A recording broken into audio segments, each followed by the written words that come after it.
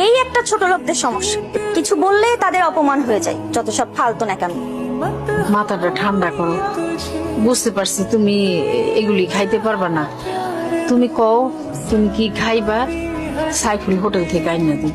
ভাবি, মা তো ঠিকই বলছে, তুমি বড় লোক মানুষ, তোমার এইসব খাবার পছন্দ নাই হইতে পারে। তুমি কি খাবা বলো? ফ্রাইড রাইস আর চিকেন ফ্রাই।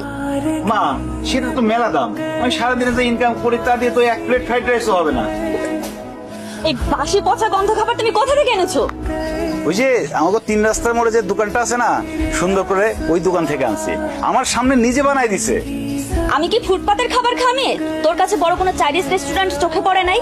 মানে তোকে বিয়ে করছি বলে কি তুই আমার লেভেলটা ফুটপাতে নামে আনছোস? বউ, তুমি তো জানো আমি একজন গরিব সবজির দোকানদার। সবজি বিক্রি করে যা ইনকাম করি তা তো বড় রেস্টুরেন্ট থেকে খাবার কেনার মতো সামর্থ্য